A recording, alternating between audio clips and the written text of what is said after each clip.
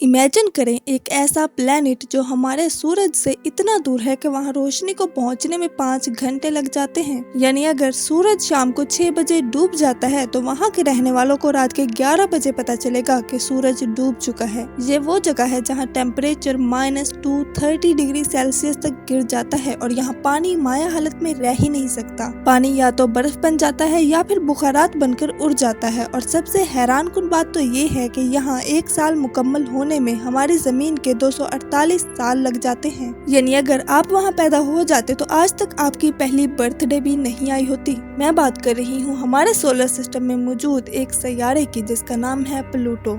Pluto कभी हमारे solar system का 9वां और आखिरी प्लेनेट हुआ करता था, लेकिन फिर अचानक एक दिन उसे प्लेनेट के दर्जे से हटा दिया गया। आखिर क्यों साइंसदानों ने प्लूटो को प्लेनेट मानने से इनकार कर दिया और क्या आने वाले वक्तों में प्लूटो पर इंसान जिंदा रह सकते हैं, ये सब जानेंगे आज की इस वीडियो में। लेकिन उससे पहले अगर आप चैनल पर नए हैं तो चैनल को सब्सक्राइब और वीडियो को लाइक जरूर कीजिएगा।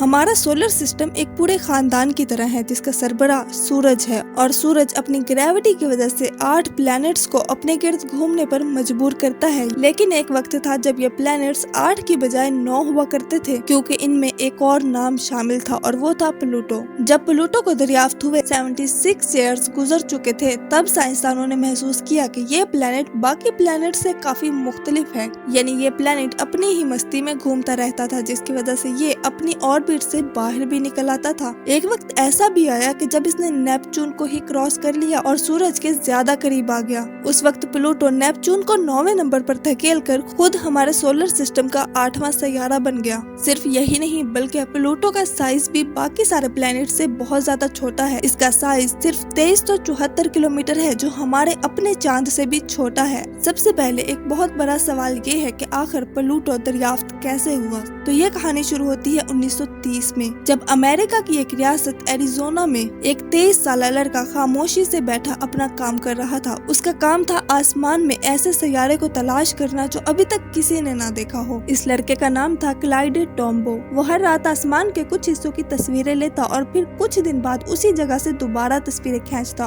और फिर वो इन तस्वीरों को एक मशीन ब्लिंक कंपैरेटर में डालता। ये मशीन 2 तस्वीर को बहुत तेजी से एक के बाद दूसरी दिखाती थी। इस तरह अगर किसी तस्वीर में कोई सितारा होता तो वो अपनी जगह पर साकत ही रहता, क्योंकि सितारे हमसे इतने ज्यादा दूर हैं कि अगर वो हरकत भी करें तो हमें दिखाई नहीं देती। लेकिन अगर कोई प्लेनेट या फिर एस्ट्रॉइड हिलता है तो फिर वो तस्वीर में आगे पीछे जाता दिखाई देता है। और फिर 18 फरवरी 1930 की रात अचानक उसकी नजर एक छोटी सी रोशनी पर पड़ी। ये रोशनी बाकी सितारों की तरह साकन नहीं थी, बल्कि ये हरकत कर रही थी और ये रोशनी उसे नेपच्यून से थोड़ा आगे हरकत करती दिखी। उसी लम्हे उसने अपने सीनियर साइंसदानों को बुलाया और उन्होंने तहकीक की, जिसके बाद उन्होंने इस बात की तस्दीक कर दी कि ये एक प्लेनेट है। और फिर 13 मार्च 1930 को ये ऐलान कर दिया गया कि हमारे सोलर सिस्टम में एक नया प्लेनेट दरियाफ्त हो चुका है। अब सवाल था कि इस प्लेनेट का नाम क्या रखा जाए। तो इस प्लेनेट का नाम रखने का एजाज किसी साइंसदान को नहीं बल्कि 11 साल बच्ची को मिला, जिसका नाम वेनिथिया बर्नी था। ये बच्ची ऑक्सफोर्ड में रहती थी। जब इसने सुना कि एक नया प्लेनेट दरियाफ्त हुआ है तो उसने फौरन कहा कि इसे प्लूटो का नाम दिया जाए। अब उस बच्ची ने ऐसा इसलिए कहा क्योंकि प्लूटो का मतलब था जेर जमीन दुनिया का देवता या फिर अंधेरों का मालिक, और ये सैयारा सूरज से इतनी ज्यादा दूर था कि वहाँ रोशनी तो पहुँचती ही नहीं थी। प्लूटो अंधेरे में डूबा हुआ था, इसीलिए इसका नाम प्लूटो रख दिया गया। अगले 76 सालों तक ये हमारे सोलर सिस्टम का 9वां सियारा बना रहा, जब तक के साइंसदानों ने इसे सियारे की लिस्ट से निकाल नहीं दिया।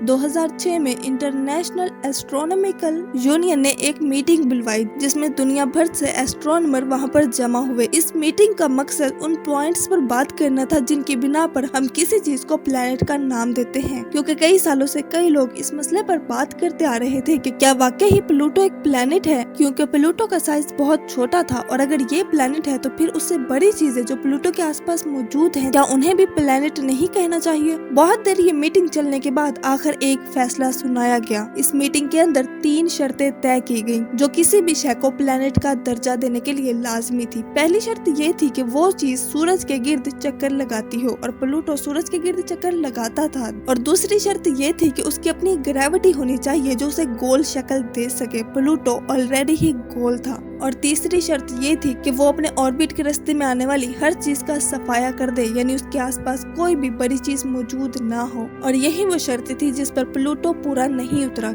क्योंकि प्लूटो एक ऐसे एरिया में ऑर्बिट कर रहा था जो कई किस्म के बर्फीले और चट्टानी टुकड़ों से भरा हुआ है। इसमें कई तो प्लूटो से भी बड़े हैं, जैसे कि एरिस। प्लूटो ने अपने ऑर्बिट में आने वाली इन चीजों का सफाया नहीं किया और उनके साथ ही मिलकर घूमता रहा, और यही प्लूटो की सबसे बड़ी गलती थी। जिसके बाद मीटिंग में ये फैसला हुआ कि प्लूटो एक प्लेनेट नहीं है बल्कि ये एक बोनस सैयारा है। इसके साथ ही प्लूटो को प्लेनेट की लिस्ट से हटा दिया गया और उसे ऐसी चीजों में डाल दिया गया जो सूरज के गिर्द घूमती है, गोल है, मगर अपने ऑर्बिट को साफ नहीं कर सकती। आपका इस बारे में क्या ख्याल है? क्या सच में प्लूटो के साथ नाइंसाफी हुई है? अपनी राय कमेंट बॉक्स में जरूर दीजिएगा।